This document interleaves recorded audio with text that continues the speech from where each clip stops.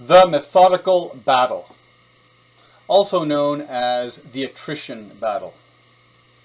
Here you can see the POWs, mostly French soldiers and colonial soldiers, being marched into captivity after the French defeat at the Battle of Dien Bien Phu against the Viet Minh. A total of 13,000 prisoners were taken, 10,000 died in harsh captivity, and only 3,000 survived. So there are two conceptual approaches or methods of warfare on land. There is first the methodical, also known as the attrition battle, and then there is maneuver warfare. These are diametrically opposed philosophies in their idealized form, and we're going to look at them in an extreme way in order to make comparisons. Most military operations are actually composites of both. Here you can see a French Chaffee tank and infantry conducting a raid against the Viet Minh forces at the Battle of Dien Bien Phu in Vietnam in 1954. Now, attritional and the methodical battle and maneuver warfare differ across a number of dimensions that is well captured by German military theory. So let's take a look at that comparison. On the one hand, you have Auftragstaktik, which is literally mission tactics. In other words, you give the mission, but you don't tell the commander how to conduct the operation.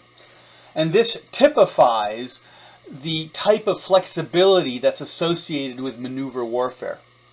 Befehlstaktik is associated with the methodical or attrition battle. And you can see the differences in their emphasis on aspects of how the battle is conducted. So let's start with Auftragstaktik from the top to the bottom. We have first recon pull.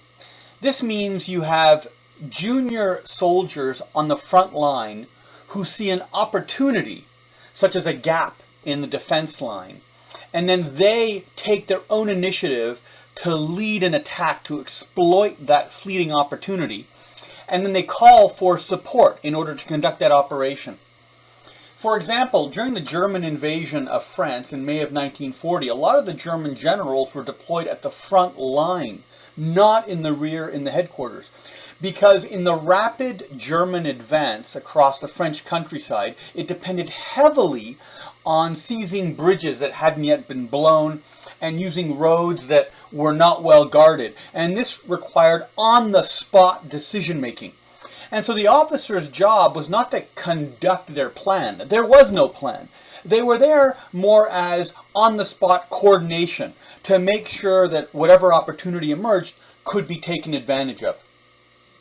Now for Befehlstaktik, the focus is on command push. You have a preset plan in the headquarters and you push the plan. The reason that Befehlstaktik has confidence in command push is that it allows you to concentrate the artillery, the armor, the infantry, the engineers, recon, air support, all the different very complicated technical arms into one unified force. You can't do that on the fly. It's very, very difficult. It requires a lot of experience.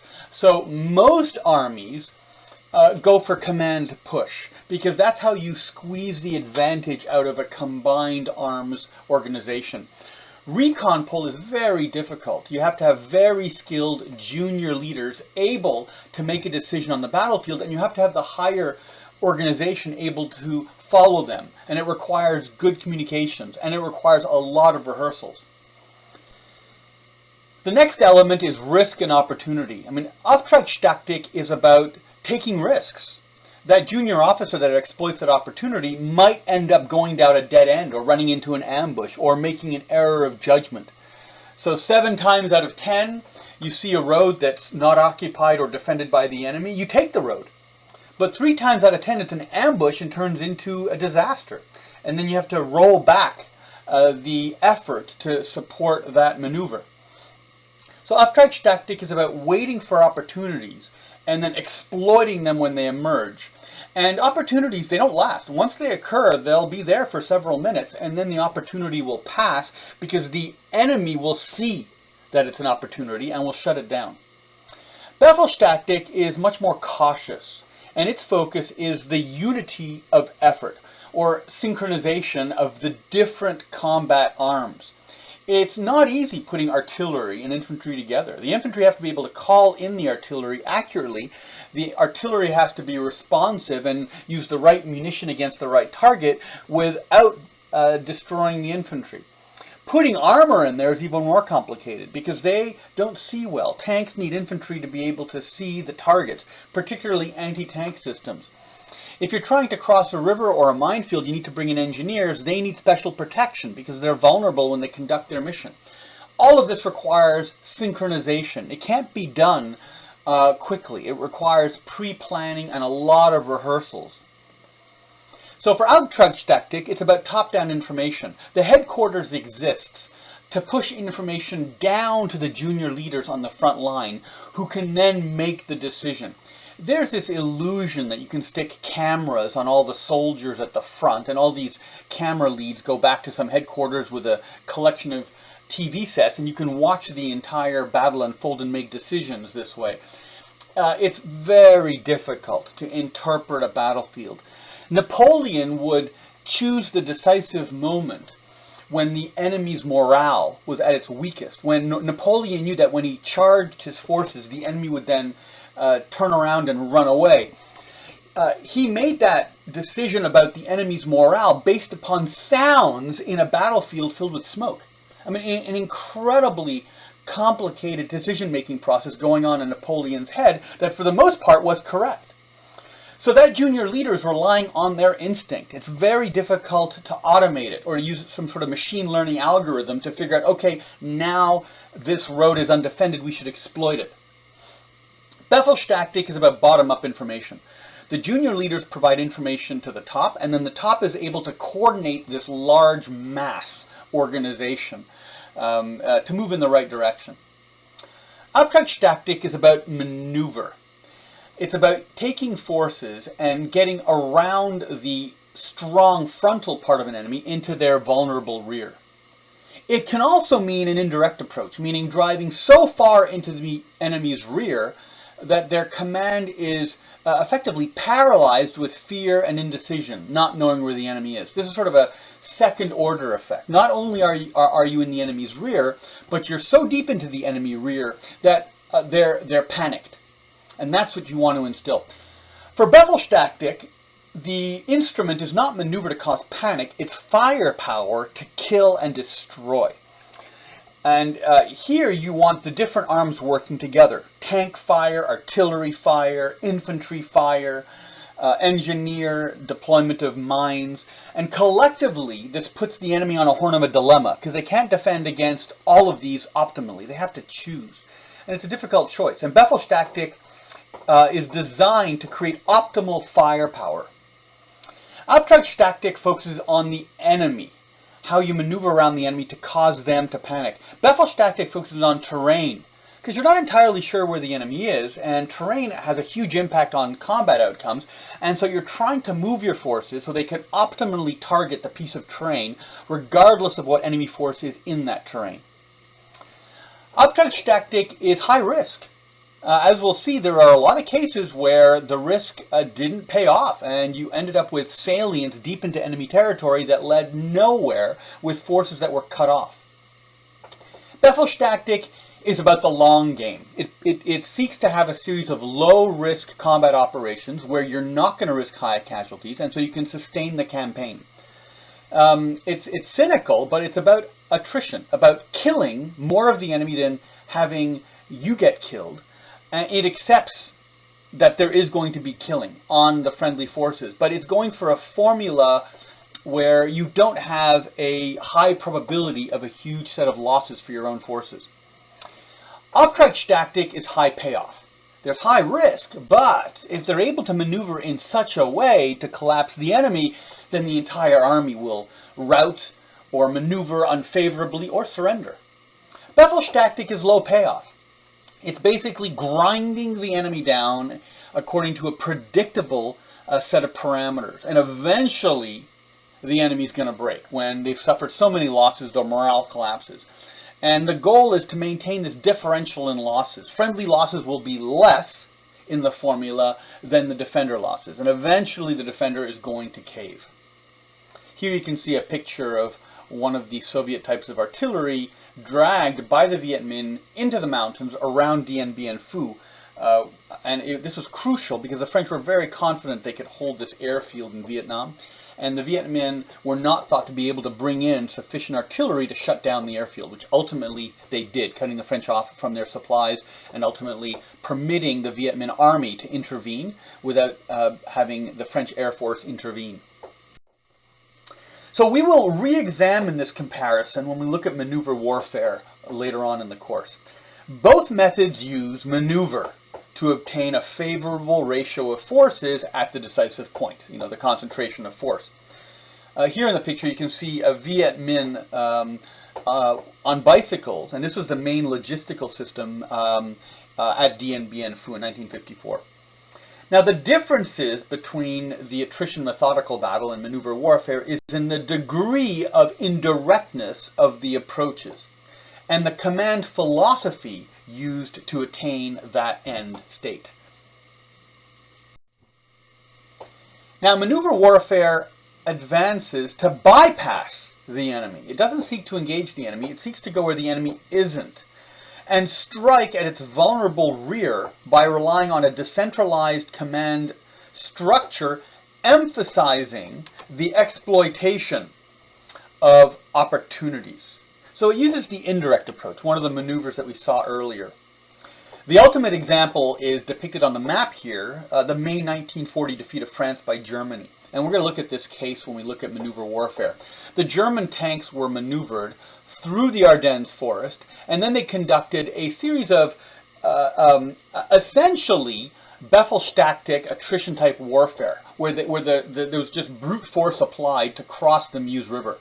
Once the Meuse River was crossed, the Germans changed to Auftragstaktik. You basically had columns of German tanks driving without much of a plan, but simply to get deep into the rear of the French army. And this caused a huge dislocating effect on the French and the British forces, causing them to withdraw and ultimately collapse on Dunkirk. So this exploitation maneuver began with a concentrated Befehlstaktik attrition warfare attack on the French position at the rivers. And if you look at the German losses at that point in the battle, they were very high, as were the French losses. German losses then dropped significantly once they began the second stage of their maneuver.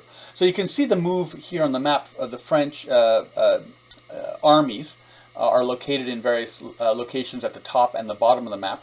The Germans are the maroon lines that emerged from the Ardennes forest, crossed the Meuse River on the eastern side of the map, the right side of the map, and then drove right to the English Channel on the western side of the map, or on the far left. Now, there are some elements to this maneuver warfare. First, there's bypassing the enemy. Then there is striking at the vulnerable rear of the enemy.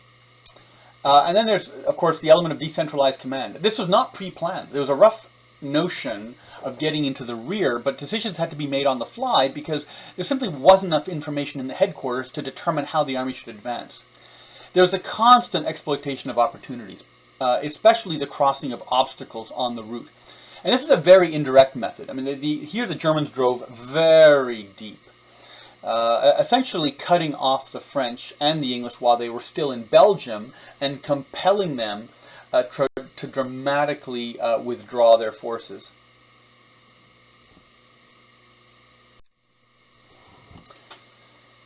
So the methodical battle has maneuver in the battle itself. I mean, but the maneuver is not designed to break deep into the enemy rear. It's designed to move complexes of different combat organizations together to the decisive point, and then to apply a huge amount of firepower and kill and destroy at that decisive point.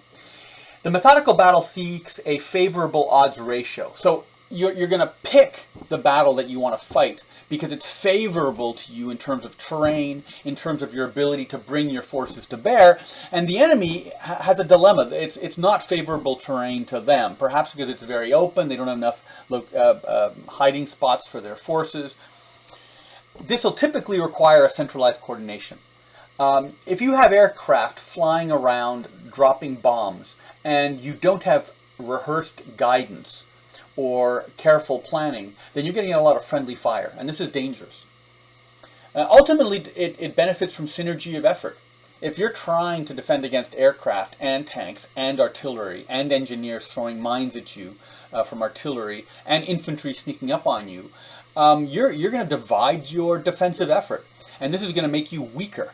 And so the methodical battle is a multi-dimensional attack that overwhelms key parts of the battle line, inflicts enormous losses, and it's those losses that are linked to the ultimate outcome, which is victory from the methodical battle.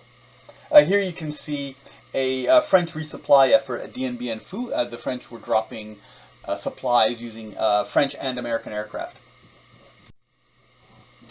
So let's take a look at Dien Bien Phu itself, since we've been talking about this case.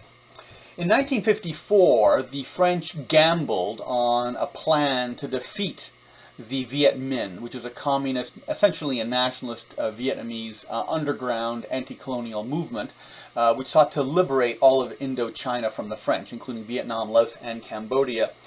And the French resisted. The French held the cities, particularly in the south and around Hanoi, and the French decided to set up a paratrooper operation around an airfield at a city called Dien Bien Phu, which was several hundred kilometers to the west of Hanoi, which you can see at the top of the map. And so they parachuted in and took the location. And the French thought that this tempting target would lead the Viet Minh to attack the site. And the French would use their superior armor, artillery, and aircraft to destroy the Viet Minh attack. Now the Viet Minh knew this, and their Marshal Nguyen Giap basically took the gamble of attacking the French. But he did it with a very sophisticated logistical system that brought in artillery and Lady anti-aircraft guns, and was ultimately able to isolate the French. And so it was a gamble on both sides. Ultimately, the Viet Minh overwhelmed the airfield. And so it was an example of the methodical battle at the point of the battle itself. You had multiple types of forces on both sides, both trying to inflict attrition on the other until they gave up. Now, there's essentially a philosophic dispute between the methodical battle. And that is that maneuver warfare is very risky and is actually, by sort of the standpoint of conventional historians, rarely successful in the long run. And it's rarely successful in the long run because people learn how to defeat the gambler. The classic example of this is the Battle of Kursk, which you can see on the map on the right side. There was a Russian salient during the Second World War, and the Germans who'd invaded the Soviet Union in 1941 wanted to cut the salient off. In other words, they had this bulge, and they wanted to get behind the bulge and then trap the Soviet soldiers in the bulge, denying them supplies, and eventually they would surrender, or they'd be easy to destroy because they didn't have any more food, fuel, or bullets. So the Germans planned a large-scale armored attack from both the south and the north of the salient. And this, at the time, was the largest single naval armored battle in history. Huge numbers of tanks on both sides. And you had a series of engagements, tank on tank, over the open fields. The Soviets deployed multiple layers, defense in depth, of incredibly deep fortifications and well-camouflaged fortifications. The Germans deployed a lot of very powerful new armor. And this was the basis of the attack. The attack began in July and August of 1943, and it ultimately ended in German failure. They were not able ever to make it to Kursk. They got about halfway to their goal, but ultimately the attrition that the Soviets inflicted on German armor wore them down. And where the Soviets had enough armor the Soviets were losing an enormous amount of material and lives in the battle, but they had it to spare where the Germans didn't. So ultimately the Germans called off the operation. This was meant to be a decisive event that was going to destroy large parts of the Soviet armored force and restabilize the front for the Germans for 1 or 2 years. But ultimately it failed and inflicted more losses on the Germans, and it was one of the events that led to the eventual defeat of Nazi Germany in the Soviet Union. And this is typical. The Soviets, early in the German invasion of the Soviet Union, had too many soldiers up front, and the Germans were driving around them into the rear. At Kursk, the Soviets learned to have a front with positions that were 100 kilometers deep. So after the Germans captured one position, they would then have to go on to the other, and the momentum would be lost, and the attrition would build up, and there'd be no safe place for them to build a lager or a rally point for their tanks and their infantry.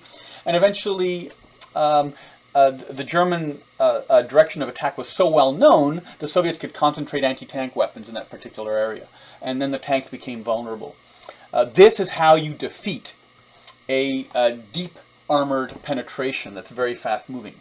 And the Soviets did it with a high level of effectiveness. Now, in maneuver warfare, the criticism of the methodical battle is that it's unimaginative and wasteful of life. And so when we say attrition warfare, we're really using a term that was used by journalists and analysts analyzing the First World War. You have a situation where industrialized countries like Germany, France, and England were deploying large numbers of soldiers, huge amounts of artillery, but there was no space to maneuver. So the infantry dug themselves into trenches. And in order to push on to the next trench, you would bring in more artillery, and you would blast that trench for a day. And if that didn't work, you blasted them for a week. And if that didn't work, 2 weeks. Millions, tens of millions of shells were fired. And then there were, people added smaller types of artillery and armored vehicles, early tanks and aircraft. And even this mass of technology in the early 20th century, when it led to an attack, the exploitation was not more than 1 or 2 or 3 or 4 kilometers, because then the enemy could bring in reserves, build a new trench line, and hold you. And so tens of thousands of lives were lost in battles in a single day to achieve territorial gains of a few kilometers. And this was seen as incredibly wasteful. And the philosophy of maneuver warfare was an attempt to break this deadlock. And you're going to see that it's essentially a philosophic issue that's based on a sociological problem of how you train soldiers to be independently thinking. And it's not about technology. It's not. Technology has a huge influence, but it's essentially how people use the technology. And so maneuver warfare rejects the dilemma as inevitable. The type of trench warfare you had in World War I was a giant mistake that should always be avoided. The methodical battle response would be, well, sometimes you can't avoid it, and sometimes it's desirable to fight that kind of trench battle because it gives you an advantage. It allows you to maneuver from a safe base, for example. We're going to look at this battle here. This is a French soldier standing next to corpses during the Battle of Verdun in 1916 in France. And this is a battle where the French beat the Germans in a methodical engagement. And it's the largest battle in Western history. It involved 2 million casualties over a relatively small area. So I'm going to let you decide and you think about which of these techniques is better as we progress through the course. Both approaches are partially technologically and sociologically determined. The technology must exist to make mobility possible within a given piece of terrain. And maneuver warfare usually requires greater skill that a given population of soldiers may not possess. They may not have the education or the training or the time to rehearse to learn these techniques. However, the trade-off between synergy, basically getting all of these centrally coordinated combat arms to work together, and opportunism, which is basically keeping speed, as the priority, and therefore not synergy, is a timeless reality that existed in ancient battles as much as it exists today in modern combat organizations. And so you'll have this philosophic debate constantly going back, and it can be applied to every single battle ever fought. The existence today of high-tech, real-time communications between commanders and subordinates doesn't solve this problem. You still have to decide what balance of command and control and local autonomy you want to have when you're dealing with fast-paced operations. Just to give you an example, when soldiers make contact with the enemy, they do a contact report. They basically identify who they are, what they're encountering, where the encounter is happening, and then what they're going to do, and then they say out. And typically that's a very brief 7-second communication. And then they don't talk to you again. They don't talk to the headquarters again because they're off fighting their battle. So there's a huge cost for information. You can either have soldiers fighting or you can have them sharing information. And sometimes it's more efficient to let them do their job and not constantly harass them for updates. Because it's the nature of human activity. Humans only have so many arms. And even if you could have hands-free radio communications in the form of a headset, you're distracting that leader from looking at the infinite complexity of a battlefield and trying to spot what they're supposed to be doing next. So, the methodical battle and attrition warfare. So let's focus more on the methodical battle.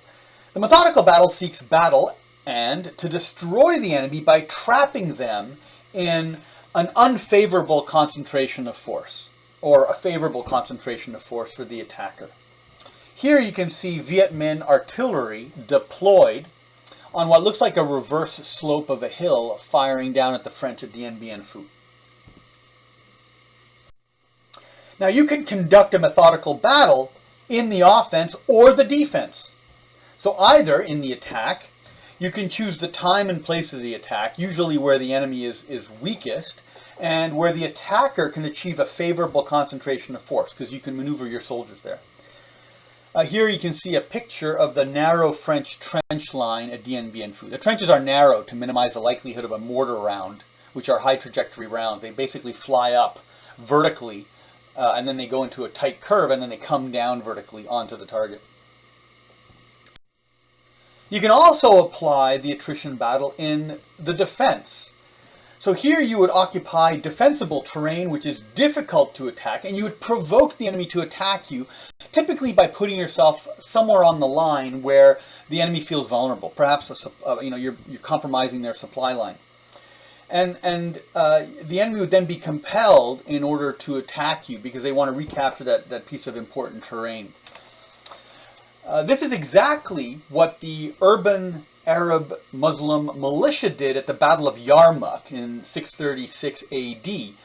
They were able to maneuver their infantry, who were for the most part not Bedouin, but the urbanized militia of Mecca and Medina, and they maneuvered themselves in a place which provoked the Byzantines to try to recapture a piece of territory. And so this is a methodical battle. Battle was sought, it was provoked. There wasn't maneuver, there was attrition at the point of contact, and the Byzantines were unable to achieve a favorable concentration of force. And this is ultimately the battle.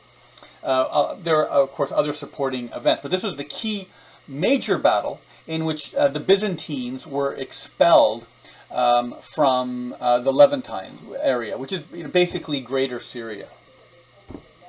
This is also, as I mentioned earlier, a tactic commonly used by the Prussian General Moltke during the 1870 Franco-Prussian War, which was to maneuver, occupy a hill, and then provoke the French to attack, and thereby achieve a passive, favorable concentration of force. Now this is what happened at Dien Bien Phu. The French took the defensive position of Dien Bien Phu because it was a node in the supply network that the Viet Minh used to get weapons and materiel from the communist border of China down to their soldiers that were deeper in French Indochina.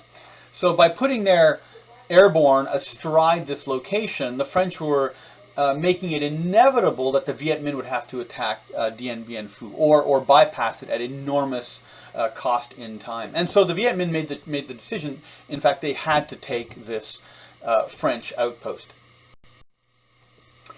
Now, the methodical battle's emphasis on centralized control is designed to produce two effects. Number one, it permits the control of the battlefield and is thus very cautious and risk-averse. It's got no surprises. Essentially, it's insurance against surprises.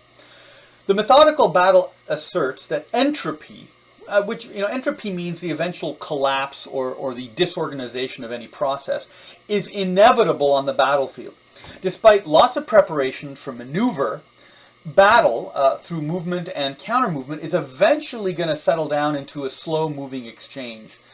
Because one side is going to learn from the other and eventually is going to be able to master that enemy's maneuver. The Germans in the Second World War were very good at maneuver warfare, and the Western Allies and the Soviets eventually learned how to adapt to it.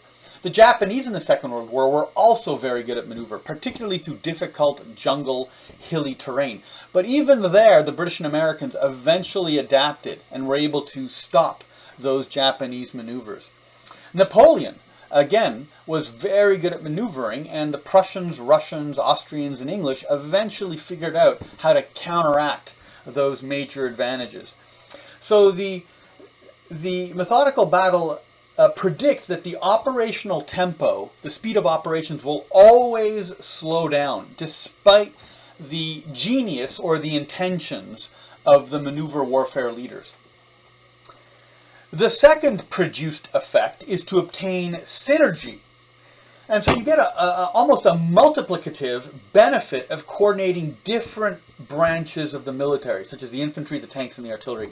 If you only attacked with infantry, they wouldn't have a lot of firepower, but they'd be very flexible and maneuverable.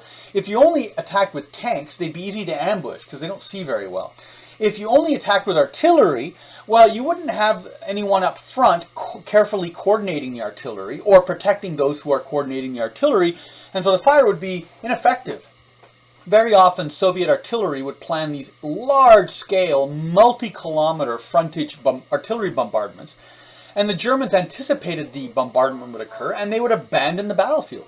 And the Soviets would bombard and bounce rubble in the target zone, and when they finished, the Germans would very skillfully reoccupy the territory fast enough that when the subsequent Soviet infantry and armored attack came, the Germans were ready for them. So if you're going to have artillery, you have to have people on the ground seeing what their effect is. Artillery firepower loses 95% of its effectiveness if there isn't someone there ensuring that the rounds are landing on a location that's benefiting the intent of the commander on destroying the enemy. So synergy allows you to coordinate this complex force at the decisive point against the enemy. Now, this requires unit obedience. Units can't wander off and exploit opportunities because then they'll walk off into each other's fire traps and get shot by their own soldiers. And it's scary for infantry to work together with armored and artillery in close proximity and aircraft. It's very, very dangerous. So you need units to follow the plan. Units will not always be told the purpose of their orders. A unit's told to go in this location because by going there it's going to soak off, it's basically going to get the attention of an enemy force, soak off some of the firepower, and then that enemy unit will not be doing something else that could interfere with the main operation. But you don't tell soldiers, hey, the attack you're doing is not that important, it's basically a diversion, because then they're going to not put in the effort they're supposed to make it look like a convincing diversion. So you need units to do their mission, and frankly, honesty doesn't always work as a motivating force. Now, the apex of the synergistic methodical battle was attained during the offensive operations during the First World War. And here you had infantry jumping out of trenches, charging over to the other trench, supported by artillery and some tanks and gas weapons and aircraft.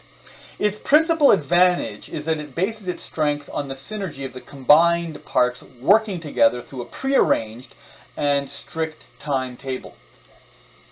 Here you can see the two commanders at Dien Bien Phu. On the left you can see Colonel Christian de Castries, Again, this is, these are experienced officers. De Castries had fought in the Second World War.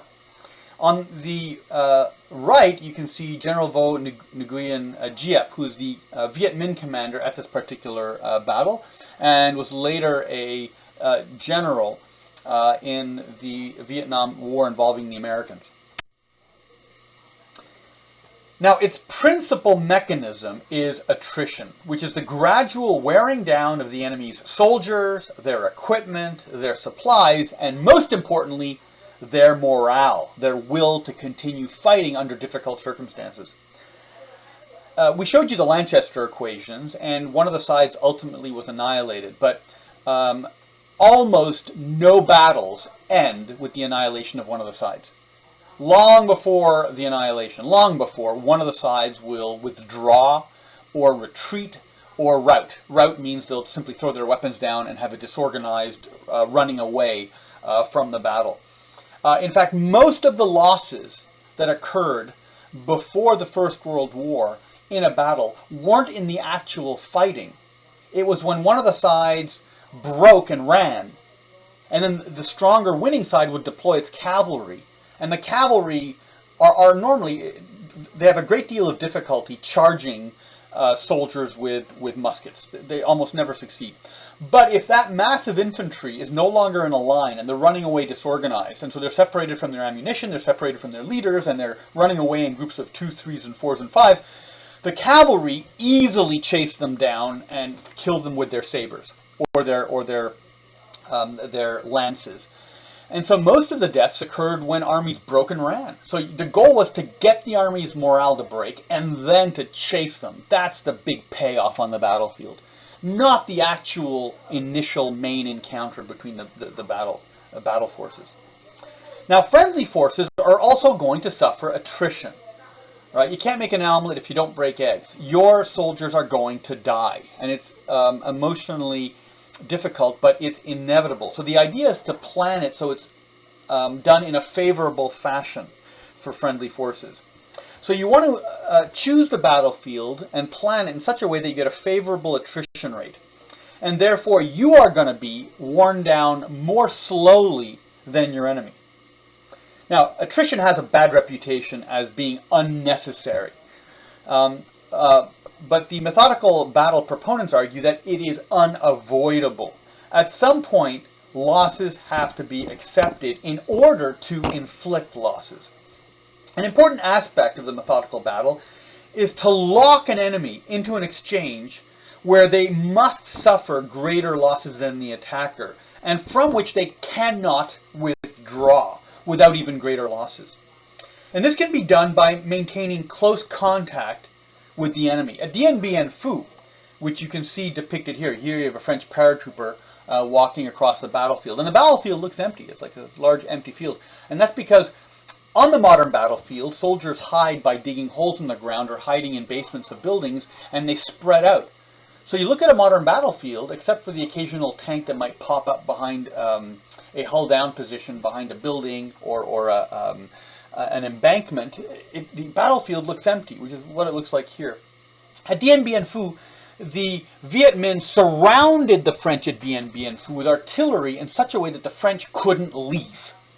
So the French were stuck there in an attrition battle that they couldn't escape from. And so the French choice was to fight or die. And so this is the dilemma the Viet Minh artillery inflicted on the French. So the ultimate goal is to push the enemy to the breaking point where the army collapses. And this is achieved in two different ways. One, you can do this by killing the entire opposing military and all of their equipment in a battle of annihilation. This is very, very difficult because to destroy and kill all of an enemy means that your soldiers are going to fight until there's a catastrophic level of losses, and it's going to affect their morale also. Or you can wear down the military either to the point that their morale breaks. In other words, they lose the will to continue fighting, and the enemy leadership can no longer justify the cost being paid in lives. Or the political leadership itself surrenders in anticipation of the collapse of military morale. This is sort of what happened at the end of World War I for the German military. Hindenburg and Ludendorff, who were basically the military commanders that took over from Kaiser Wilhelm in the last 2 years of the war, of the First World War, they basically identified that the German army was no longer going to continue to function. Its cohesion was seriously undermined. It hadn't yet collapsed, but these two generals had sufficient experience that they anticipated that the collapse would occur. And so they agreed to the armistice that ended the First World War. Now, the political consequence was a lot of the right-wing and fascist groups in Germany believed in the stab in the back. The idea that the German army was undefeated, and there were parades in Germany in which the army was celebrated for not having broken, and the idea that they could have kept fighting. This was an illusion. The German army was well on its way to collapse, as the Austrian and the Austro-Hungarian army had collapsed. And Ludendorff and Hindenburg made the right choice because they're professional. They knew when morale was at that cresting point before the collapse. And this is what professional military people can do, is they analyze human nature. Like Napoleon, he could predict on the battlefield when the battlefield collapse would occur. So to maintain this type of control requires close contact. And so the Vietnamese at the Battle of Dien Bien Phu maintained very close contact right up to the edge of the battlefield despite losses. Now, French Colonel Ardent Dupic, who wrote in the 19th century, he was ultimately killed by Prussian artillery. He wrote a pamphlet called Battle Studies, and he focused on a study of human morale. And he believed that it was an important constant throughout history. And so his interest was focusing on what impact weapons had on morale. He noted that the bulk of the losses inflicted on the enemy in attrition warfare occurs after the enemy's morale had been broken and during the pursuit, after the defeated side began their retreat. He noted that a mutual charge, that's where two sides of infantry would take their rifles, put a bayonet at the end, and charge towards each other. These occurred very, very rarely. Normally, when you have a charge, it was done after it was believed that the other side's morale had already broken. And so one side would charge with a bayonet, and the other side inevitably ran away. I mean, it's peculiar. We would expect, naturally, there to be misinterpretations. And so two sides, both believing they're going to win, would put bayonets at the end of their rifles and then would charge at each other. And in the center of the battlefield, you'd have some old-style spearing. But that almost never occurred because it was palpable to the soldiers at the location that one side looked scared. And you can see this 100 meters away in the behavior that people were showing. In the cries and the screams and the yells of encouragement, in the looks of their faces, in how frenetic they were reloading, at the type of behavior that the junior officers and the junior leaders were showing. All of this can be interpreted by an experienced soldier. And it's not about intelligence, it's about emotional intelligence, being able to see how other people feel. So Clausewitz made a similar observation to Ardent Dupic, but he didn't make as much of a deep study as Ardent Dupic.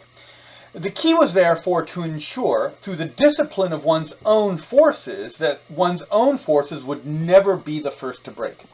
So you're risking a morale collapse. You're bringing a level of violence between your soldiers and the enemy soldiers, and you're hoping to train your soldiers better so they resist the horrid violence of the battlefield better than the enemy, and then the enemy breaks first, and then you get the payoff in massacring them when they run away.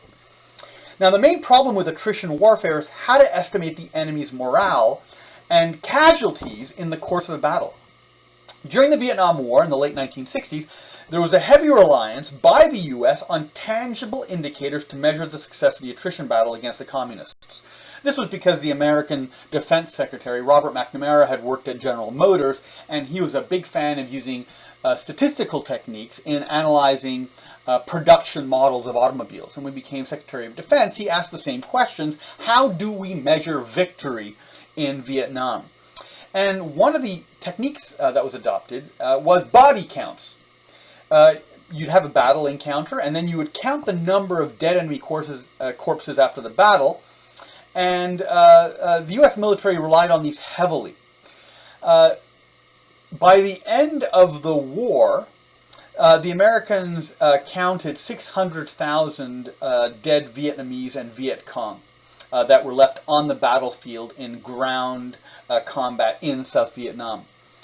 And this method was made fun of by journalists. It was basically lampooned as a inaccurate measure of North Vietnamese morale. So, there's this obsession that in every battle, the first question asked was, what was the body count? And the journalists and the critics largely alleged that, people can lie. And when you bring in artillery and you blow a body into 7 parts, and you've got 2 arms and 2 legs, sometimes people can count this as 4 separate persons. Now, it was discovered in the 1990s that, in fact, the North Vietnamese admitted that 1.3 million of their soldiers died. So this tells us an important thing. It was ultimately not a good indicator of North Vietnamese morale. The Vietnamese were so intent on being independent from the French and the Chinese, and from having foreign interference by any non-Vietnamese political influence, that they were willing to suffer enormous losses to achieve their independence. But what didn't happen was the American soldier did not lie. The American soldier on the battlefield was sincere, technically correct, and it turns out the American battlefield techniques were much more successful, in fact twice as successful as the Americans themselves thought. The Americans failed to count 700,000 soldiers. That's how efficient and honest the system itself was, even if the link to morale was actually quite unsuccessful. So here you can see paratroops deployed at Dien Bien Phu, and they're looking down from a local hill onto the valley where the airfield is located. So the French were gradually losing ground to the Viet Minh, who were supported by Communist Chinese forces, and this was leading to a spreading of insurgency throughout Indochina. The French therefore sought a decisive battle within which their superior firepower could be applied. Now, because the Viet Minh were more lightly equipped with small arms and machine guns and mortars and had some artillery, they could avoid the French. They could simply melt into the mountains and the foothill jungles and not engage with the French. And the French didn't have enough soldiers, and this includes the French army itself, plus colonial soldiers from North Africa, plus local colonial soldiers. They simply didn't have enough to garrison every town in all of French Indochina. But they could patrol, certainly, the entire region, but it took a lot of time. So the French landed in November of 1953 in a valley with their French paratroopers at Dien Bien Phu across the Viet Minh supply line, and they built a series of entrenched positions around airfields which would then provide the supply to these French troops. And the Viet Minh, to get to the rest of French Indochina, would have to pass through this convenient valley, which would have been, and there's no exaggeration here, 10 times faster than having to go up and down the difficult mountainous jungle terrain that was outside of the valley. So in January of 1954, the Viet Minh countered by deploying 300 pieces of artillery and 34 anti-aircraft guns near the French airfields to cut off French supply, and they deployed 5 divisions, a total of 50,000 soldiers of ground troops, to isolate the French positions. The French themselves, after the initial airdrop, were able to fly in aircraft onto the airfields, and they totaled 16,000 soldiers. So you have essentially a 3-to-1, 4-to-1 ratio. Now, although the French had forays where they would take tanks and soldiers and they would drive into the hills to attack particular Viet Minh artillery positions, and they had air support, so they would aircraft attacking targets against the Viet Minh were quite effective because they were able to entrench themselves in the hills and achieve cover, and they were able to use the forested hills as camouflage, which significantly reduced the effectiveness of French artillery observation and aircraft attacks. So here you can see the French entrenchment position at the edge of an airfield. Here you can see in sequence first of all, the Viet Minh approach on the left as they took Gabrielle, Anne-Marie, and Beatrice, which are outposts in the valley, and were able to surround the French airstrip between Huguet and Claudine. And then you can see how the Viet Minh entrenched themselves in the hills and on the flat ground, achieving close contact with the French, which severely limited the French mobility and ability to concentrate and respond. And so this is the development between March and April of 1954, a period of over 2 months. Here you can see the final battle around the airstrip in the north, where the Vietnamese attacked the position, which neutralized French air support, because the French aircraft were unable to attack the Viet Minh without also endangering the French forces. And by closing so closely to the French position, it also neutralized French artillery, which couldn't effectively be applied against very closely located Vietnamese forces. And ultimately the French surrendered. They were physically overrun, and they surrendered. And this was in May of 1954. So the results are that after a siege of 55 days, the French garrison surrendered. The French battle losses were 7,184 men, while the Viet Minh lost an estimated 20,000 soldiers. So the Viet Minh, yes, they had less firepower, but they had more soldiers available. And so you have a 3-to-1 kill ratio. So what are the implications? Both the French and the Viet Minh had planned to conduct a war of attrition aimed primarily at each other's political wills. The French sought to cripple the Viet Minh army and force the political leadership to submit to French rule. The French intended to do this by applying their superior training, air support, and firepower to overcome the Viet Minh. Now, the Viet Minh had surprisingly amassed greater artillery and manpower at the point of decision. Ultimately, it was the Viet Minh that compelled the French political leadership in Paris to submit and to agree to decolonize Vietnam 2 months after this defeat, in July of 1954. Now, the political implications of this were important for subsequent events. The U.S. Marines established a base at Khe Sanh in South Vietnam, right near the North Vietnamese border, in January and April of 1968. And they were subjected to an enormous, costly 77-day siege. And it's difficult to exaggerate this battle, but the U.S. brought on the order of 100 times the amount of artillery and air power against forces from North Vietnam that were on a magnitude scale more numerous, division-sized units of North Vietnamese soldiers that attacked Khe Sanh. And the Americans blasted them with B-52 strategic bombers. And there was political fear in the U.S. that this base would fall and would collapse in the same way that Dien Bien Phu did. But the scale of American firepower was enormous, and the position held. Again, should be pointed out, which can be seen in the background, that this was difficult terrain in which to spot a maneuvering enemy, and so the North Vietnamese were able to close with the Americans at Khe Sanh, which again it was an entrenched position around an airfield in a valley, and the Vietnamese had anti-aircraft assets and artillery, and so this position was constantly being degraded, and the Americans were constantly repairing the position.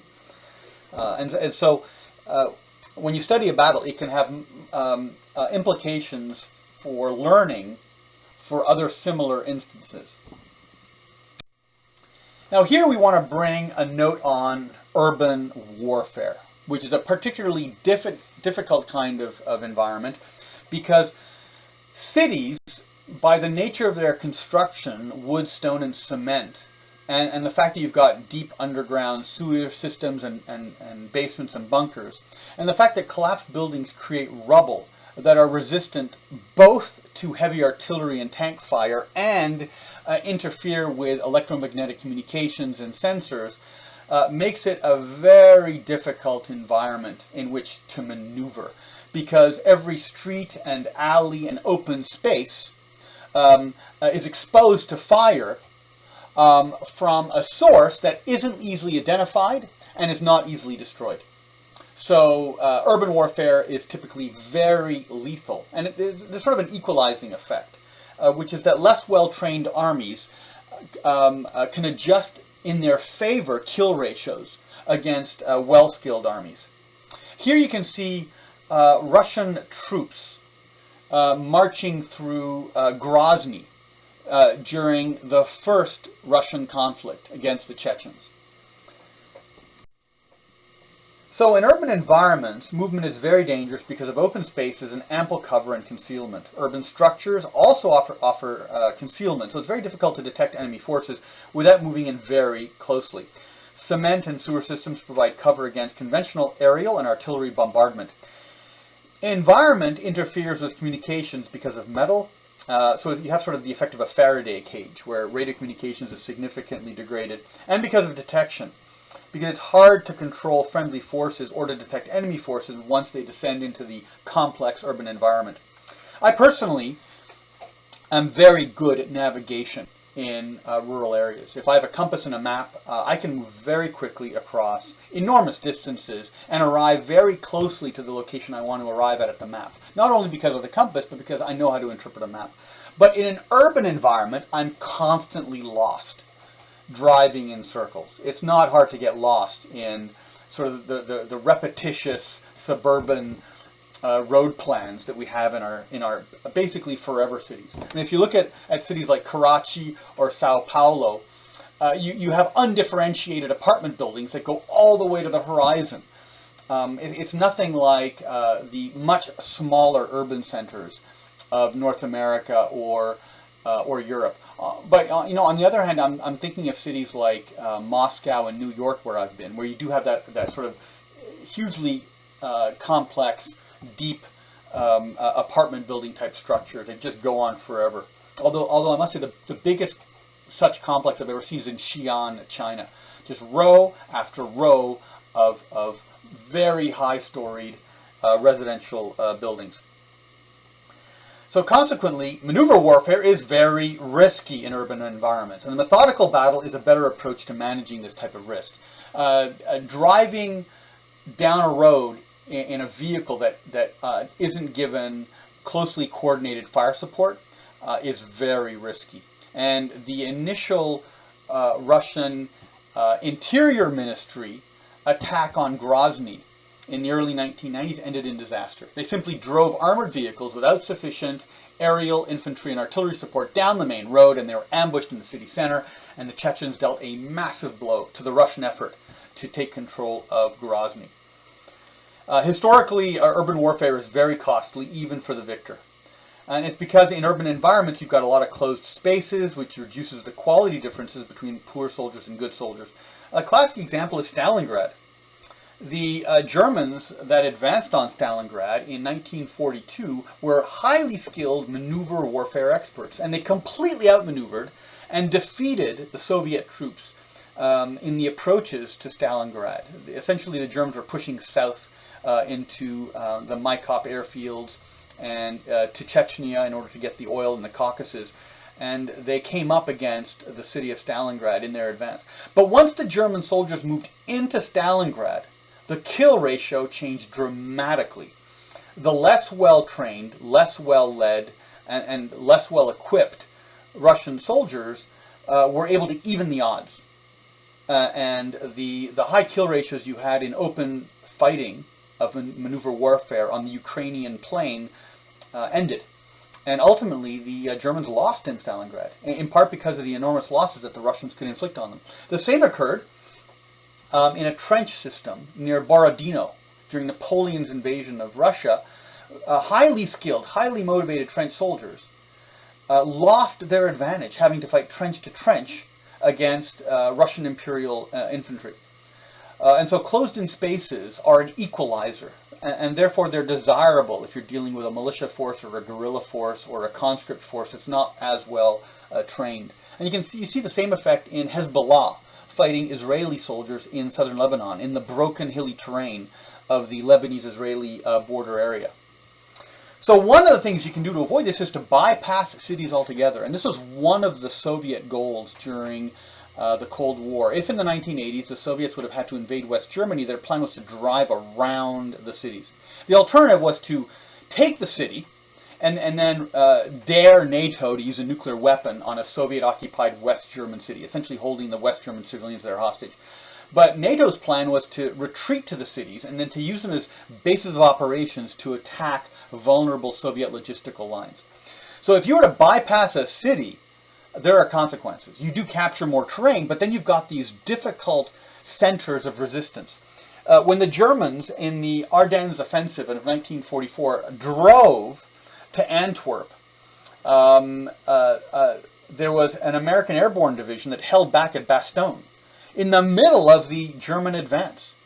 And it occupied a huge amount of German effort to try to get rid of this American division, which ultimately failed. In fact, this division delayed the German effort long enough that Patton was able to drive 3 divisions north, liberate the city, and ultimately end the German offensive, which is hugely costly because it accounted for the largest single concentration of German armor that was left in their military and all of their fuel.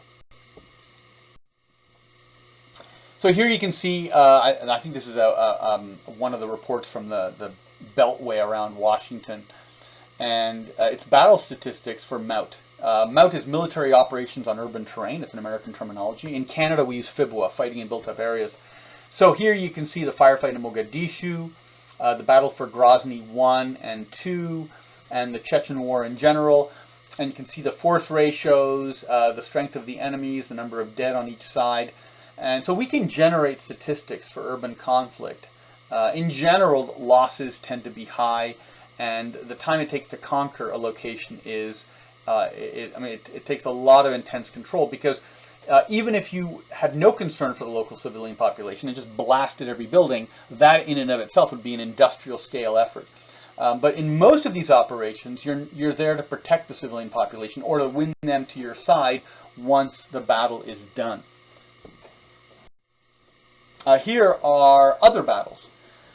For the Canadian perspective, if you look at the top left column, you'll see Ortona. This was a city on the Adriatic coast of Italy in 1943 during the Second World War, and the Canadians were advancing up with their allies, the Americans, the Brits, the Poles, the Brazilians, the Jewish Brigade, to try to liberate Italy from German occupation. And the Canadians could have bypassed Ortona, which was this port city, but the Allied command, in order to convince the Russians that Western countries were doing their fair share, redirected the Canadians into the town, which was not wise, to fight the Fallschirmjäger, the German airborne. And the German airborne troops are highly motivated, technically well-trained soldiers. So, we tend to think of the German Waffen-SS, the Schutzstaffel, the bodyguard of the Nazi Party, as being the elite soldiers. They have to be 6 feet tall. They're highly motivated ideologically. But in fact, if you look at battlefield performance, skill and long-term volunteer service trumps ideological motivation. And so the Fallschirmjäger typically are the better soldiers. And so the Fallschirmjäger used intensive engineering and demolitions to constantly ambush the Canadian soldiers who had to slog through the city. And ultimately, the Canadians suffered 3 times the casualties of the Fallschirmjäger. We were outfought. If you go to the War Museum in Ottawa, you'll see a panorama with life-sized soldiers and weapons from the Battle of Ortona. And so the Canadians then produced a how-to manual, lessons learned that were widely distributed to other Allied forces, which was important because as the Americans and the Brits approached the German heartland, there ultimately were a lot of urban fights, particularly in German and French cities along the Rhine. So here again you can see force ratio of the attacker and the defender, the duration of the combat in days, whether the fight was limited or unlimited, and whether the attacking side won or lost. In other words, the side with the stronger ratio. So let's get now into an actual technique on how to conduct attrition calculations. Now, my purpose here is to provide familiarization with a commonly known and accessible method of estimating daily casualty rates in modern attrition warfare. This is probably the most recognized technique within the professional academic field. And it's been elaborated on significantly in the last 40 years. It was the project of Dupuy, who's the author of the encyclopedia you're reading. He opened up a think tank in Washington to influence Pentagon planning. And his recommendations were not always well received because a lot of his analyses were very critical of ongoing military operations. But I think his work is very good and should be taken very seriously. And if there's a critique to be made, someone should set up a formal test. Because so far he provides probably the best explanation for many of the military phenomenon that we see. So you can Excel program a lot of his model, but I have you guys going through charts and tables because I want you to do it manually, and you can create an Excel file on your own. So I've chosen this particular model because it's quite easy to use, and despite there are occasional over and underestimations, it provides the best fit of any model I've ever seen to calculate the number of casualties that occur in combat. Now, Dupuy derived his model by looking at all battles and engagements from the Napoleonic era until the 1990s, and then inductively determining how the various factors of battle are related to the outcome. And he did this repetitively by controlling a common value for all of the variables except for the one that he's seeking to isolate. So he was not using operations research or statistical techniques or mathematical modeling. What he was doing was basically repeating experimentally until he got to an average outcome that provided the best prediction. And this is enormous work in the early age of computers in the 1970s and 80s. Now, his model is modular in the sense that the elements can be added to it quite easily if you wanted to elaborate. Here you can see a picture of Genghis Khan, who killed huge numbers of people and conquered an enormous part of the planet. So let's take a look at the elements of Dupuy's model. All right, first of all, there's a sophistication factor, and there are ways of calculating this. The contemporary U.S. military models this many different ways, but a technique from the 1980s that was declassified is called the WEWAV technique, and I've actually stuck some of the photocopies from that technique on the Moodle website, which you can consult. There's also the weapons effectiveness that's based on a Rand Corporation Delphi method, where you had a group of experts that would judge the effectiveness of a weapon in different kinds of terrain.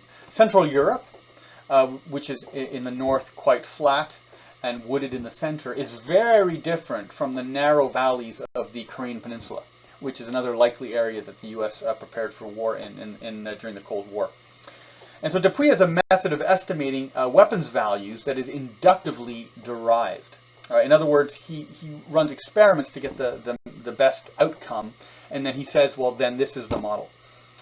So the definition of a fixed weapon system lethality, in other words, a machine gun or a cannon, is the rate of fire, how often it fires within a given time span, the targets per strike. In other words, does it kill a single target, or is it an area effect weapon, like a shell which spreads shrapnel and high explosives over a wide area?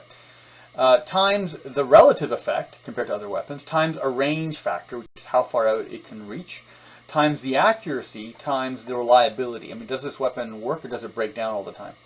Some of the more powerful German weapons of the Second World War, like the Elephant tank destroyer and the Tiger tank and the Panther, predictably, they started out with a lot of problems.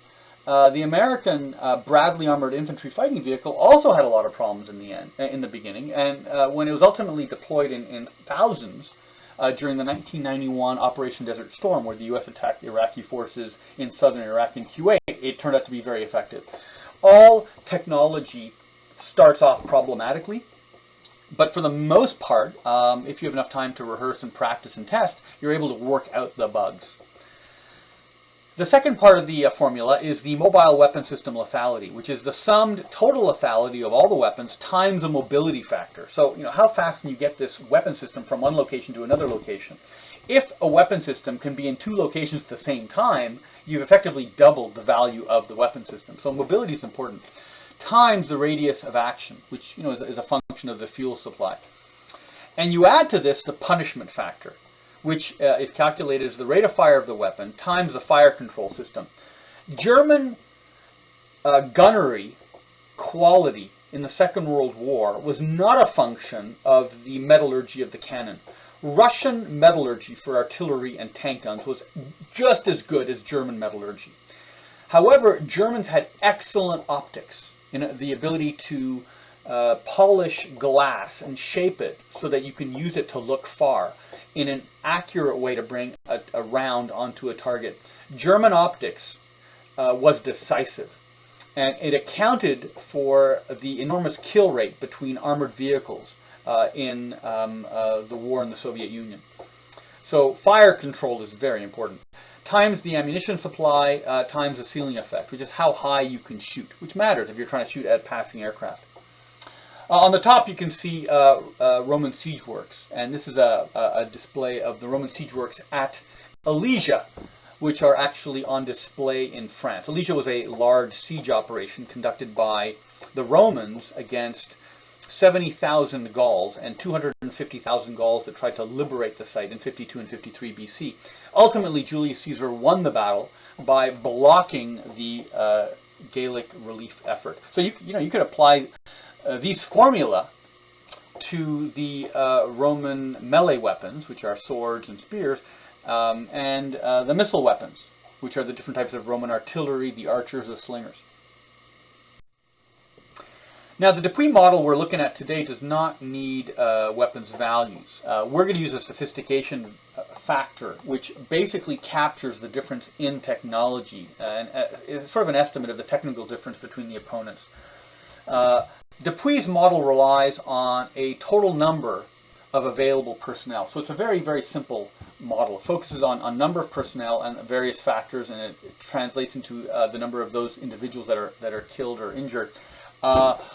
So the sophistication factor by the student has to be estimated in some rough fashion. And of course you want to do this without introducing bias. It's too easy to claim that the German soldier is multiple times more effective than the Soviet soldier, or even the Canadian, British, or American soldier. And these can be exaggerated. So we really want to be careful with these sophistication factors. As you can see here, Dupuy's values go from 1.1 to 1.7, so that normally you're not going to get more than a 200% advantage from one side to the other in terms of their technical machine performance. So if you were to use weapons to evaluate sides A and B, you would need to establish the total number of weapons that can be operated by the available manpower or womanpower, and then apply any percentage loss rate to that total. Dupuy also has an attrition model that looks specifically at the loss rates of particular weapons like tanks. But since the principle is the same as the model I'm discussing now, we're not going to go further into that model, but you can certainly explore it if you want to. Important note, technology breaks down a lot faster than humans. So long before you've lost all of your tank crews, all your tanks will be gone. So you blow up an individual tank, on average you're going to kill 1 or 1.5 of the crew members out of the 4 crew members inside, and so most of the crew members will escape and live to then jump into another tank and see you the next day. But you know, the tanks are going to be damaged in battle, but a large part of the tanks failing is just failure to maintain, or hitting road obstacles, or getting stuck in a ditch, or the tracks falling off. Tanks require enormous amounts of maintenance because of the wear and tear of their operation. Here in the picture you can see the Ottoman Sultan Mehmet II. He's the one who seized Constantinople in AD 1453 from the Byzantines by using some cannon to blast through the wall designed by some Hungarian mercenaries. So another factor we have to consider is firepower versus dispersion. In other words, the enormous increase of the amount of bullets firing downrange and shells against the dispersion of the target soldiers. And so we have this rather surprising outcome that despite the increased lethality of weapons, And the increased range of weapons, and you can think about nuclear weapons, how on an order of magnitude, how much more powerful they are. And the atomic weapons of the end of the Second World War are nothing compared to the thermonuclear weapons of the Cold War. And we have the beginning of a look into the physics of creating neutrino bombs and quark bombs. In other words, creating weapons that derive energy by the splitting of not atomic particles or the nucleus, but subatomic particles. Rather, splitting and the fusion, fission and fusion. And so, we have just a huge acceleration in firepower. So the response to this by soldiers on the battlefield is to disperse. If you have a cluster of soldiers, that's where the firepower is going to go. And so what soldiers do is they disperse, and they use cover and concealment in the complex geography of the battlefield. And the surprising result is, despite the huge increase in firepower, the battlefield has become safer because of the increased dispersal of soldiers. Now you can see in the chart here, nuclear weapons on the top right of the chart, the huge increase in the amount of firepower, but you can also see it with the dispersal rate, basically a parallel increase. Now, during the Cold War, the Americans created what's called a pentomic division. They took an organization of 15,000 soldiers and they split it into 5 parts for the purposes of having it very dispersed so it could survive on the battlefield. The Vietnam War came along, and the Americans reorganized their formations back to what they were in a conventional type of war in the Second World War. And so they were no longer optimized for using these organizations on a nuclear battlefield. Now the constant that Dupuy derived is 0.04. This is the magic number that you stick into the equation that captures the modern rate of loss based upon the interplay between firepower and the dispersion of the soldiers.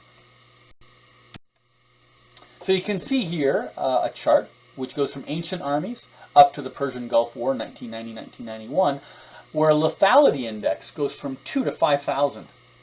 And this is an abstraction of basically the number of people you can kill in a given time span based upon one attacker. So one soldier with a rocket artillery battery and a button over a given time can kill an awful lot of the enemy if the enemy is exposed. So here the concept is of a typical army of 100,000 soldiers.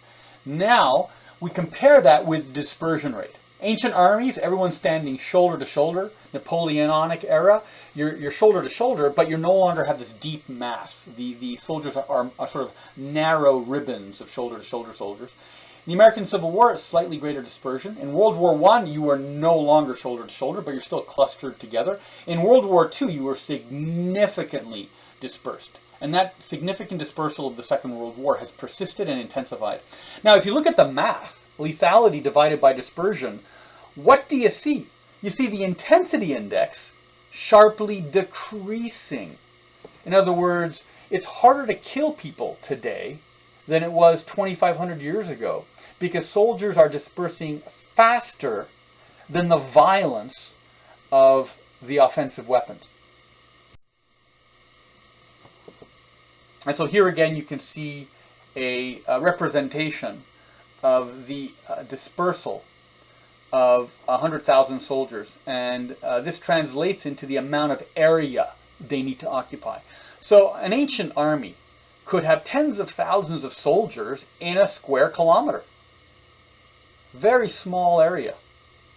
Today, you would have a division occupying an area with a kilometer frontage of 25 kilometers. So you have a 25 kilometer by 25 kilometer area. And within that, you'd have about 15,000 soldiers. And in fact, in the modern battlefield, dispersal rates are even higher. So when we say the modern battlefield is empty, I mean, you'd go into a modern battlefield, you're not going to see a lot of people or weapons. You're going to see a lot of open spaces, but it's very dangerous to cross those open spaces. So here we have the ultimate intersection between personnel casualty rates, and you can see sort of a discontinuity in the center, and that represents learning. you had continuous dispersal, but then you had an increase in casualty rates because Napoleon didn't invent better artillery. He created more mobile, small artillery that enabled him to bring fast response killing onto the battlefield. And so those and other technical developments led to increases in losses. But then you had technical counter solutions. And so you've got this constant learning between the weapons and the people. But the net effect is the loss rates have dropped dramatically. So another factor is a rather peculiar one, and it's the diminishing returns for larger units.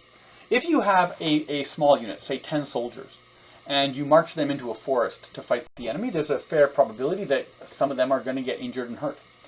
If you have 10,000 soldiers and you march them into a very large forest, certainly the soldiers in front are going to make contact with the enemy. But the soldiers at the back of this group of 10,000 soldiers, they're not going to encounter anyone because they're basically following other people in front of them. So just naturally, larger units have a larger proportion of them that are not engaged in immediate combat. And so just as an important control factor, and this is not often considered. I mean, it's not a matter of how much firepower you bring. It's just the natural behavior of larger groups of people. You have a lower probability of contact, and this mathematically does affect the overall attrition rate. And so larger armies fighting each other will have a smaller proportion of the soldiers in contact and a smaller unit. So he noticed that the larger unit had a greater difficulty in deploying its full firepower. So Dupuy created an index value here to represent the lower casualty rates. Where you're going to calculate that when we run the formula. Here at the bottom you can see a Roman testudo, which is basically a formation of Roman soldiers holding their shields in such a way that they're able to resist the enemy. And it's done here against Gauls throwing rocks down. This is from the Aurelian column, Marcus Aurelius' column in Rome, which you can see. So this is one of the details on that spiral column. Another factor is the combat effectiveness value, and we're going to have an entire lecture on just this factor. It's one of the most important variables in the overall equation, and what it does mathematically, formally, is it's a residual factor in battle. In other words, it's the unexplained variance produced by his equation that doesn't seem to be accounted by anything else. But Dupuy noted that CEVs were constant for certain nationalities against other nationalities across battles. In other words, it captures the intangible factors like morale, training, and the overall quality of the troops. It's very controversial, and Pentagon models didn't use it, because in the United States you have this essential political philosophy of liberalism, which is that all humans are created equally. In reality, cultural differences are the biggest difference and the biggest factor in the formula, more even so than technology on average. So if you look at the history of battles, some battles are primarily determined by weather, others primarily by numbers, others primarily by technology. But on average, the most important variable is culture. Some social organizations are much more poorly designed for combat, and others are much better designed for combat. And when I mean designed, I don't mean designed by people. Sometimes they're designed by people, but most often they're just a natural outgrowth of sociological history. But sometimes you do have leaders that design effectively. Chaka, who is a Zulu leader, took refugees and fashioned them into a society that maximized the firepower of his people. And this allowed him to achieve military effectiveness far out of proportion to his numbers in comparison to other more traditionally organized Southern African tribes. So culture matters. Dupuy isolated this as the combat effectiveness value, and then he was able to measure it to come to conclusions about the combat performance of different cultures. And we're going to look at this later on in much greater detail. Here you can see a depiction of a Persian chariot. So there are shortcomings of the model. The model was not initially statistically verified, although since then it has been. And so we don't have confidence intervals for the original data set, and therefore we can't tell a lot statistically, like variance outcomes, for example. And so we can't give a significance test to the results. Now, given that maneuver warfare is inherently more risky, but potentially can provide a higher payoff than methodical battle, Dupuy is not able to incorporate this dichotomy. This model is essentially a methodical battle analysis. It does not look at other ways of creating victory, which is victory without having to focus on losses. This is a model that looks only at losses. So it's just not well suited to analyzing maneuver warfare.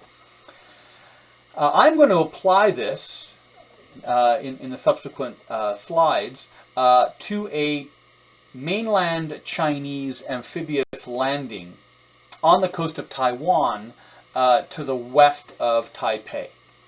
Okay, and we're gonna use that as the model with the various values to come to a conclusion and application of Dupuy's model.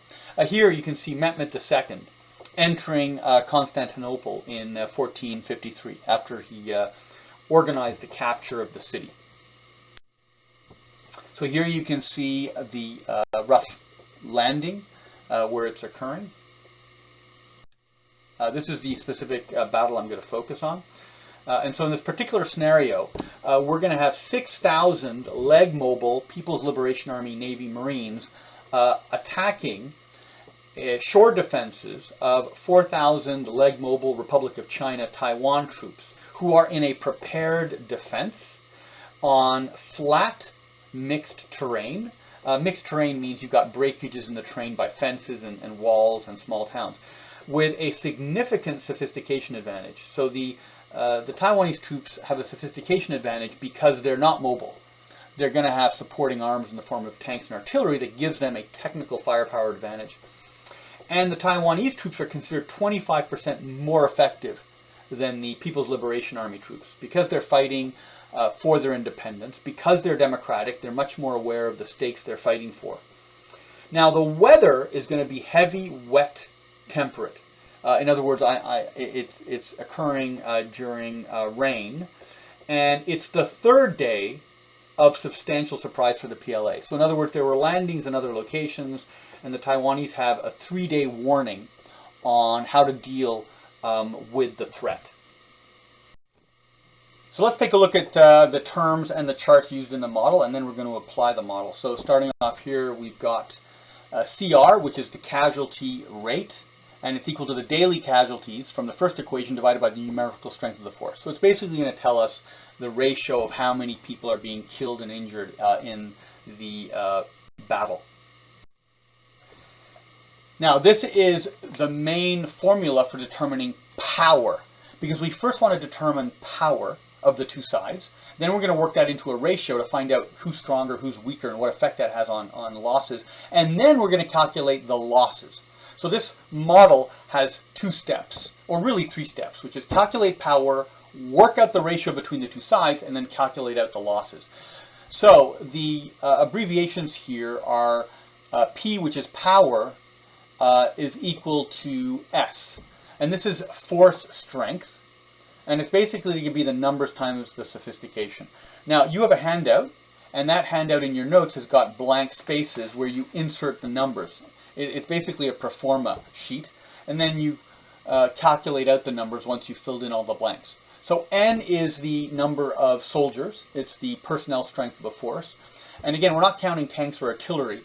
We're just counting bodies. SO is the weapons fire sophistication or efficiency, and here it's subjective. I've told you that the Taiwanese have a significant sophistication advantage, but I leave it to you to assign that value in the assignment itself. So you're given a fair bit of freedom. The TA will correct these because they will have an Excel sheet, and they can very quickly drop in your numbers to see if what you're doing is logical. M is a mobility factor. How mobile the force is. Does it have trucks or some sort of armored fighting vehicle? U is the posture factor. R is the terrain factor. H is the weather factor. SU is the surprise factor. And CEV is military effectiveness relative to the opponent. So one side will be kept at 1, and the other side will have a value greater than 1. So we have our first table, table I on the left, which is terrain factors. All right, and you're going to notice the different types of terrain. Again, it's a judgment call. I mean, what is rugged, heavily wooded? Is it parts of the Laurentians? If you were to Google map and do a street view of Taiwan outside of Taipei, what does the terrain look like? You can see at the bottom, swamp, mixed or open versus swamp, jungle, rolling dunes, urban environment. I mean, frankly, there's many types of urban environments. So the first column, the defense position RU, this is used to calculate power. So you're going to see that if you're in a defensive position, rugged, heavily wooded terrain is going to give you a 1.5 multiplier. In other words, it gives you 150% increase in power, or 50% increase in power at 1.5. The column on the right, the casualty RC, that's for the second or the third part of the calculation where we're doing casualties. Right? First we do power, then we do casualties. Two separate calculations. Table J on the right is weather factors. You can see all the different kinds of weather. Again, it's important for you to make the judgment. You can see at the bottom that the defender is always 1.0. If you look at the performa, I have bolded values there, so you don't accidentally give the wrong number. For those values, you just follow the performa and you follow it step by step. And I will have ensured that these values that you cannot change, the constant values are there. Again, you can see the two columns here. On the left, we have the attack HU column, and that's to measure power. And weather typically degrades power. If you have a lot of rain, you're not able to bring your vehicle to bear because you can't see where the enemy is and you're stuck in the mud.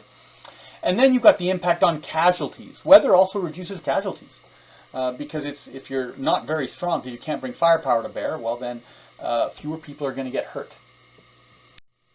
Here's table K, which is the posture factors. Fortified defense, prepared defense, hasty defense. Fortified defense is large established positions like the Eben Emael forts on the German border during the Second World War, the Maginot Line.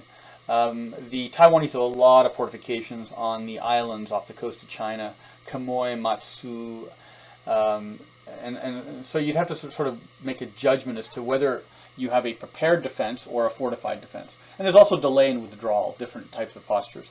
US is to establish power, and then there's a difference in losses depending on whether you're attack personnel or defense personnel in the subsequent columns. For table L on the left, you can see two columns. One's for personnel casualties and the other one is for tanks. Now the tanks are enticing, but we're not covering that formula. It's sort of interesting.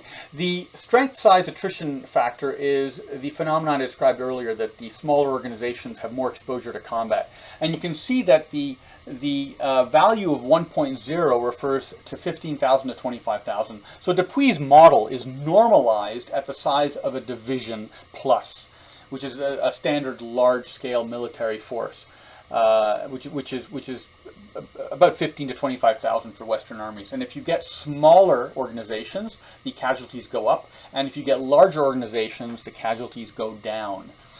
Now, table M on the right, this is the second step between the first step and the third step in the formula. Here we have the opposition factor.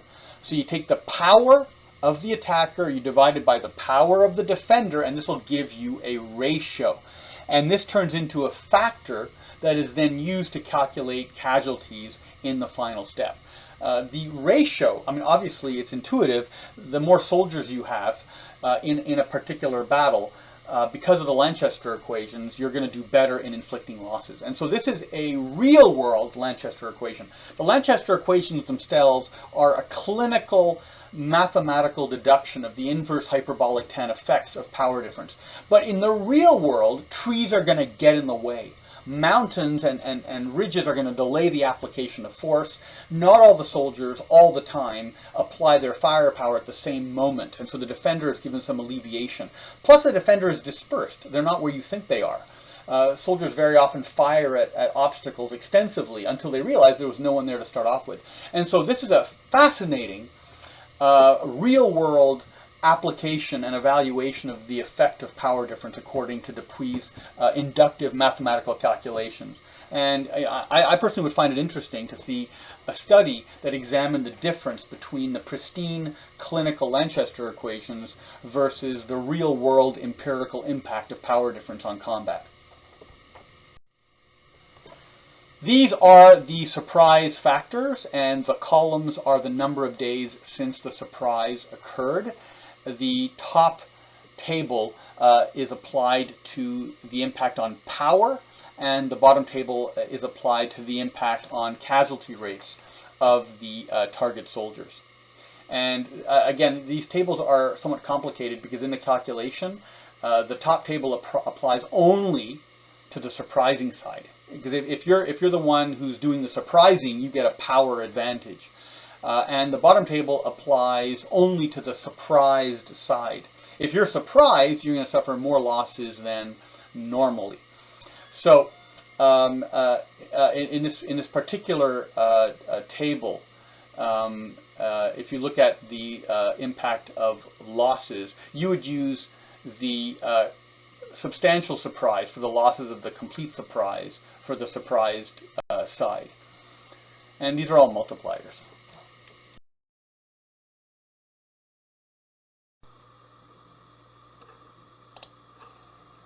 So these are the formula in the attrition calculation pro forma. So you can see in step 1 and 2, we're going to calculate the power of the defender and the attacker. In steps 3 and 4, it's the empirical Lanchester equations, where we're going to divide one power by the other.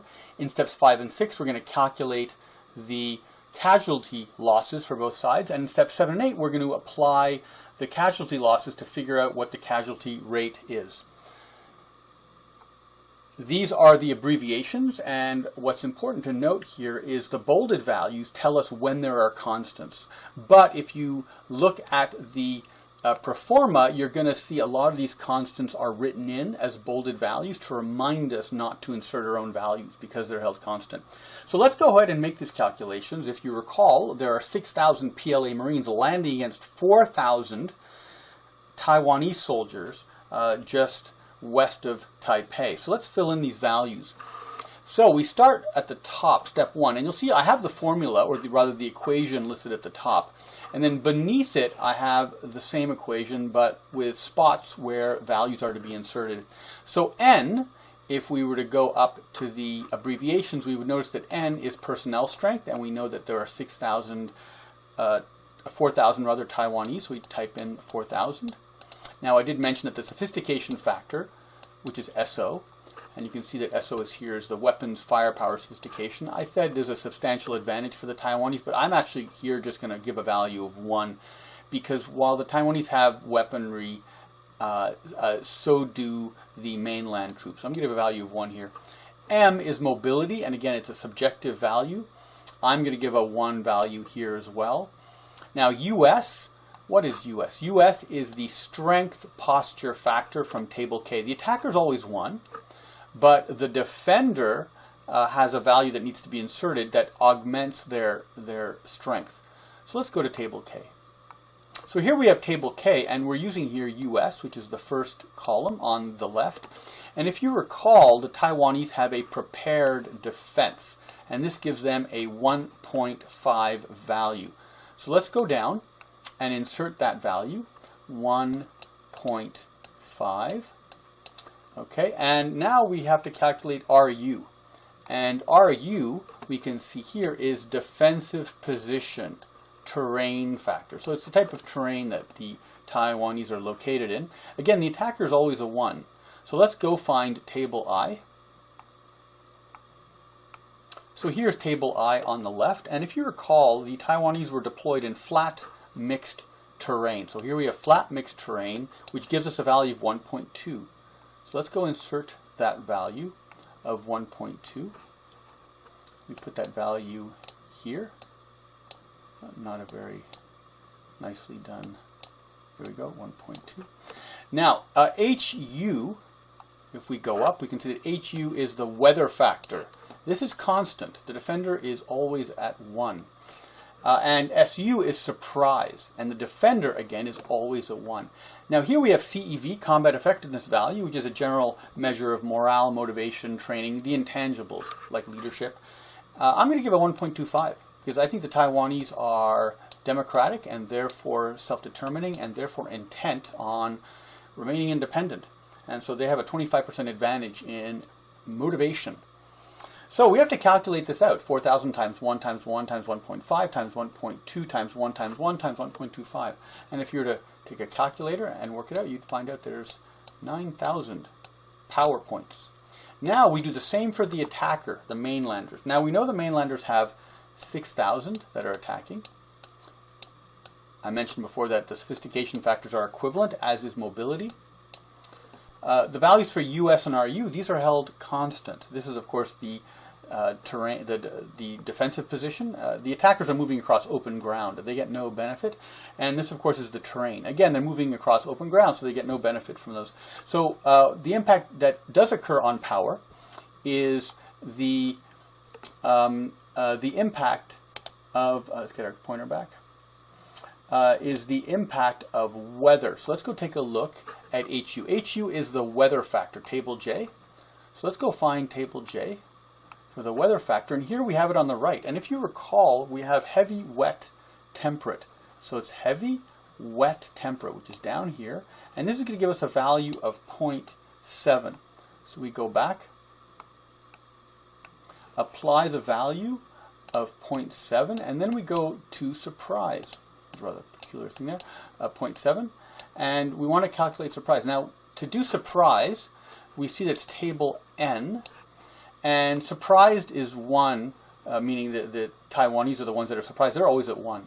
So here we are. We know it's for power, not casualty, so we're going to use the upper table, and here it's the surprising side only. So we're looking at a force multiplier. Now, I mentioned it was the third day, and it was substantial surprise, so the intersection is here at 1.25.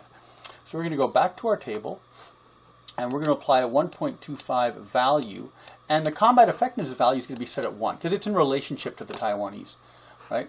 You can see here, CEV is combat effectiveness value. So then we're going to multiply out these values for the invading mainlanders, and it's going to be 5,250. And you're like, oh wow, it's not very good because the Taiwanese have more power than the mainlanders. And it would have been intuitive that they should have sent more soldiers, but often Marines don't have that choice.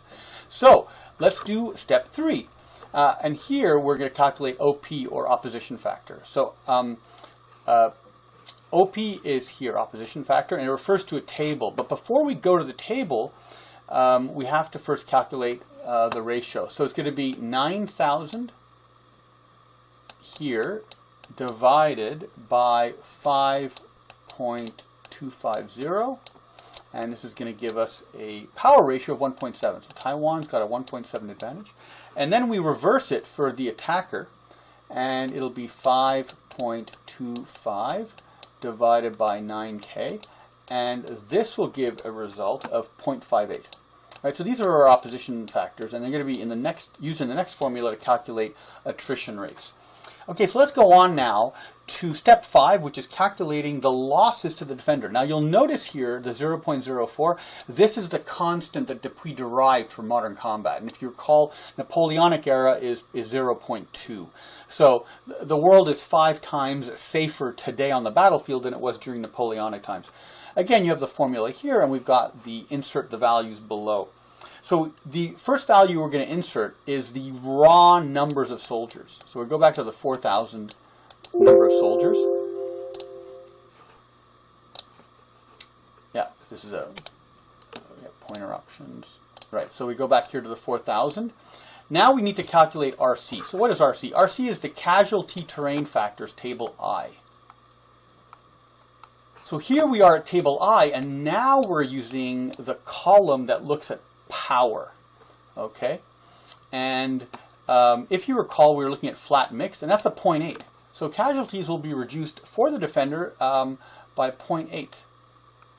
Okay, so let's drop a 0.8 value in here.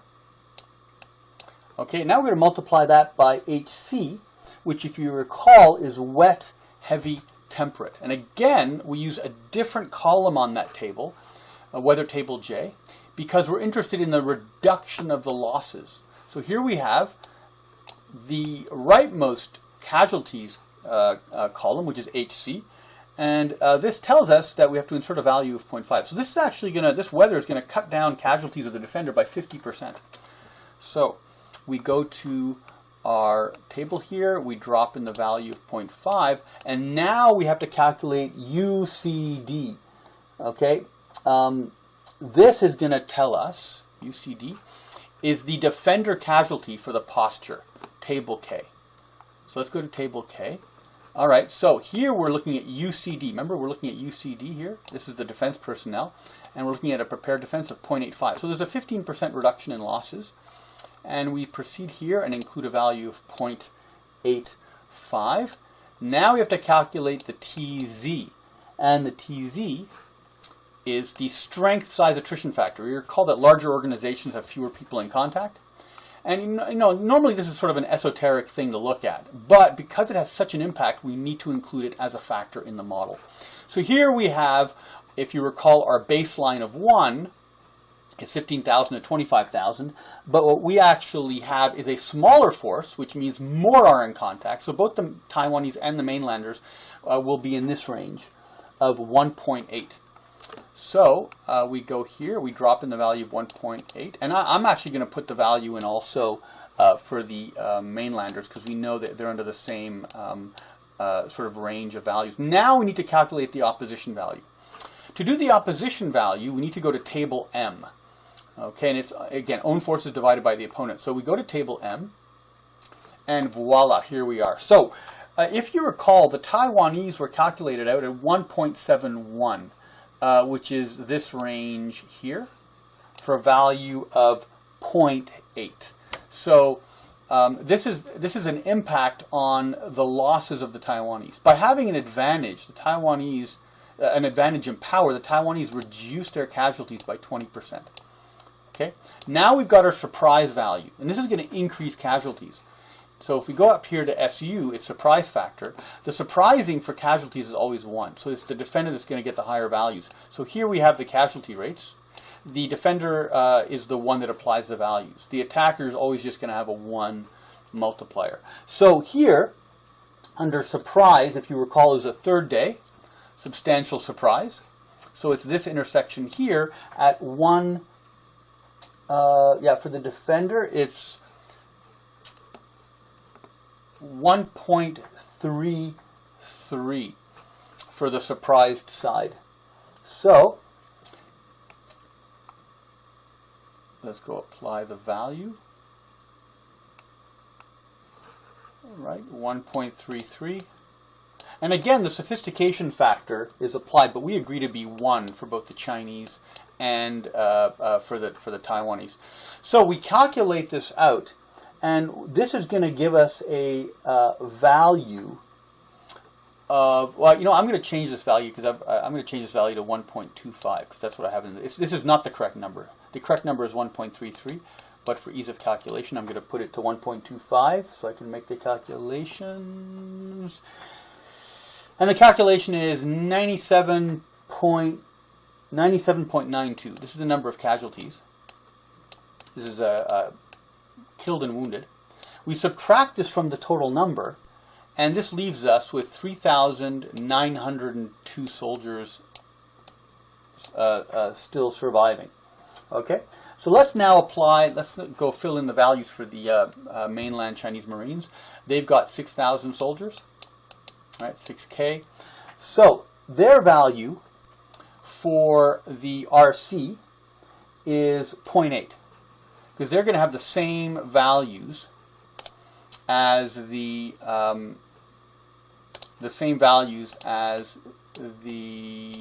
Taiwanese. Doesn't matter whether you're an attacker or defender. The certain type of terrain will have that effect. HC, the value is also going to be the same for the weather, heavy, wet, temperate. So it affects both sides equally. So for UCA, we're going to get a different value. All right, so for UCA, let's go see what it is. UCA, of course, is the attacker casualty from the posture factor, table K. Let's go up to table K. So here, it's a 1. All right, so it tells us if the personnel are attacking and the defenders delaying or withdrawing, the attacker has fewer casualties. But in all other cases of a prepared or hasty or fortified defense, it doesn't affect the attacker. in terms of the posture. So the UCA losses are 1. There's no reduction in the attacker losses because of those fortifications, and so we insert a value of 1. The TZ is the same value as we mentioned before. Now we calculate the opposition value, and here it's going to be, unfortunately, fairly ferocious for the Marines that are landing. So we calculated a 0.58. So we go up here to the opposition factors, and a 0.58 is in this range, but you always calculate conservatively. And so the sorry, it's over here. Here it is. I miscalculated. It's not 5.8. It's 0.58. So it's up here. And so you have a 1.25 multiplier. So the mainlander Marines are going to suffer a 1.25 increase in losses because of their bad odds ratio. And the surprise value is 1. And so we would calculate all this out, and this is going to end up with 216 casualties. So this is in a single 24-hour period. That's how all these calculations are done. And that leaves 5,784 soldiers. And so, to calculate the daily casualty rate for the Taiwanese in step 7, it'll be 97.2 divided by 4,000, which gives us a casualty rate of 2.4%. Now, if you remember, the Romans at the Battle of Cannae against Hannibal, they lost 100% of their soldiers in a few hours. Modern warfare, the attrition rates are much lower. So here you have 216 mainlanders out of 6,000, and the mainlander Marines suffer a loss rate of 3.6%. And so you can see you have a differential ratio here in the attrition rate. So this is how we fill in the values in the performer for Dupuit's attrition model.